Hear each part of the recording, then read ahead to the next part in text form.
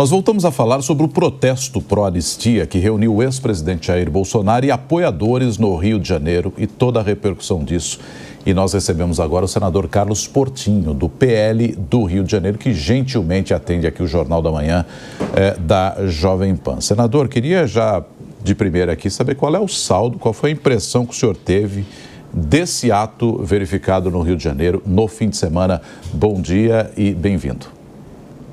Bom dia a toda a grande audiência da Jovem Pan News. Muito positivo o saldo, né? O presidente Bolsonaro e todas as lideranças presentes conseguiram reunir milhares de pessoas, né, por uma causa justa e coloca em discussão na nossa sociedade a anistia, e com força, né? Eu vi muita gente em Copacabana, tenho certeza que muitos outros que não puderam vir assistiram, tanto pelas transmissões ao vivo que ocorreram, quanto também se manifestaram de alguma maneira. Então, nesse aspecto, sinceramente, muito positivo.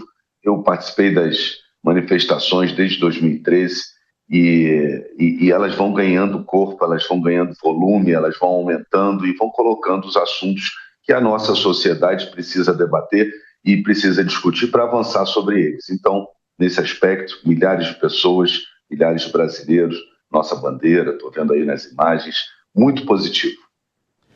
Agora, senador, olhando para 2026 e muitos dos discursos que aconteceram ontem, não dá para negar, também foram olhando para 2026, nós tivemos um ex-presidente Jair Bolsonaro reforçando que está no páreo para as eleições do ano que vem, não pela primeira vez.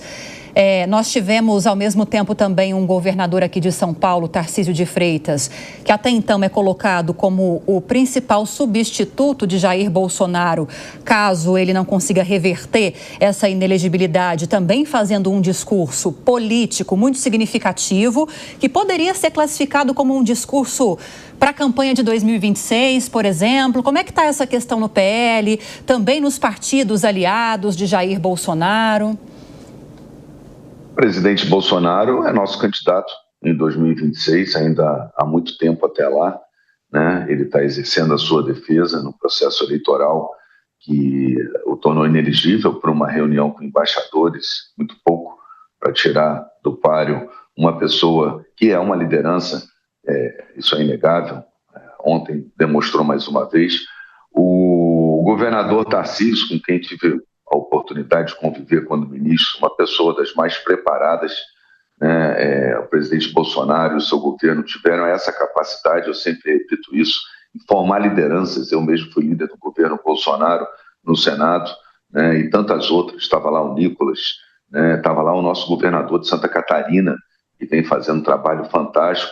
O Tarcísio, sem dúvida alguma, até pelo alinhamento dentro do campo político da direita, do livre mercado, do estímulo à iniciativa privada, pautas que são próprias nossas, ele, como governador, vem desempenhando muito bem. E lá ontem, nessa manifestação, ele teve a oportunidade de se expressou muito bem, falou com o coração e falou o que muita gente ali presente queria ouvir, né, e o segue. Então, sem dúvida, são nomes que vão surgindo, né, que vão brotando, principalmente no centro-direita, e que dá esperança de um país melhor, porque une pautas que são comuns a todos nós. Ô, senador, até que ponto esse mote da anistia tem efetivamente um interesse na libertação de pessoas que possam estar com penas um tanto quanto elevadas, na análise de alguns que defendem uma pena menor para essas pessoas? Ou está servindo apenas para o presidente Jair Bolsonaro, o ex-presidente, se manter na pauta e aproveitar e criticar o Supremo Tribunal Federal? Até que ponto é genuíno o interesse na libertação dessas pessoas, no seu entender? O próprio presidente Bolsonaro, ele já colocou, a pauta da anistia não é para ele, né? Ele trocaria qualquer coisa pela libertação dos presos. Todos que foram ontem a Copacabana gritaram por aqueles que não podem falar, que estão presos, né? A gente no Brasil, a gente sabe que há presos políticos, há exilados políticos, né? E aquela população toda, aquele povo todo ontem em Copacabana foi dar voz a essas pessoas. A pauta, ela é absolutamente legítima, né? Ninguém em sã consciência pode achar que cabe uma pena de 17 anos a uma pessoa que pichou uma estátua, né? Ninguém pode achar que crimes patrimoniais não devam ser punidos na medida dos crimes patrimoniais que aconteceram. A gente não pode condenar a nossa próxima geração a uma discussão entre um golpe militar e uma revolta popular de 8 de janeiro. A anistia ela vem justamente, independente do tamanho da pena, independente do mérito, ela vem zerar a pedra para que a gente possa olhar para frente.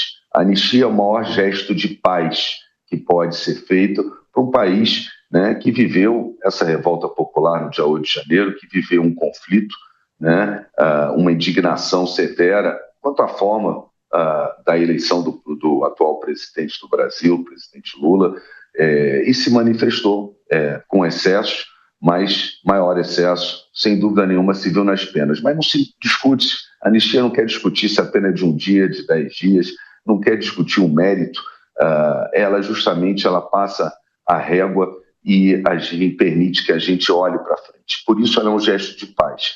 O Brasil já viveu no passado momentos em que a anistia se mostrou eficaz, né? E naquela época a gente estava falando de pessoas que cometeram crimes graves, crimes contra a vida, não crimes patrimoniais apenas, né? Pessoas que fizeram guerrilha, e não vão exatamente a anistia naquela época que nos trouxe. A gente não deve discutir a razão, a gente deve olhar para frente. Então a gente não pode condenar as futuras gerações a uma discussão entre um golpe militar e uma revolta popular, o que foi mais intenso, o que foi correto, foi errado. A anistia, ela zera essa pedra e ela faz justiça, porque muitos entendem que esse processo foi de alguma forma contaminado e que a gente deve olhar para frente. Agora, senador, a gente vem recebendo algumas informações de bastidores e é bom ouvir o senhor aqui no Jornal da Manhã, que é do PL, para confirmar ou não essas informações que a gente vem coletando e ouvindo, apontando para o fato de que nem todo mundo no PL está confortável em apoiar esse projeto de lei da anistia para essas pessoas condenadas pelos atos de 8 de janeiro, sobretudo depois que esse inquérito avançou no STF de tentativa de golpe, que tem como denunciados 34 autoridades denunciadas, entre elas o ex-presidente Jair Bolsonaro. Queria te ouvir sobre isso. Ainda é uma discussão dentro do PL a importância do avanço desse projeto de lei ou não? É uma unanimidade entre vocês essa pauta no Congresso Nacional? A única discussão que eu escuto que pode haver é se cabe anistia para quem cometeu esses crimes patrimoniais dentro de um processo que, para todos, parece não seguir o devido processo legal, né? Então, eu escuto muitos dizer, não, eles não cometeram crimes ou não cometeram nessa proporção. Mas, exatamente, a anistia, ela não invade o mérito da discussão, né? Ela nos faz olhar para frente, como eu disse. Então, é a única discussão que eu vejo dentro do PL. Acho que, com relação à anistia em si, todos estão unânimes, convergentes. A discussão é se caberia, porque teria sido praticado crime ou não teria sido praticado crime, né? Com relação ao futuro político do país, eu entendo que a anistia é justamente esse ato de paz que vai nos permitir olhar para frente. É fundamental, hoje, a gente distensionar, né? A anistia ela vale, inclusive, para quem cometeu os abusos durante o julgamento dessas pessoas. Ela justamente não entra no mérito. Ela não quer saber se a pessoa foi condenada a 1, a 10, a 17, o que também há uma discussão muito grande quanto à exorbitância dessas penas. Eu gostaria muito que traficantes, pedófilos, pessoas que dominam territórios nas cidades do Brasil, né, o poder paralelo, assassinos, respondessem apenas 17, 20, 30 anos e as cumprissem, né, com todo o rigor. Agora, por crimes patrimoniais, mas é exatamente isso. A anistia não quer discutir nem o mérito disso. A anistia é um gesto de paz, é um gesto para olhar para frente e, quanto a isso, há absoluta convergência, não só do PL, né, também de toda a oposição e principalmente já de partidos que, inclusive, compõem a base do governo. Senador Carlos Portinho, PL do Rio de Janeiro, conversando com o ouvinte da Jovem Pan. Muito obrigado pela gentileza e uma boa semana ao senhor. Muito obrigado a todos. Paz.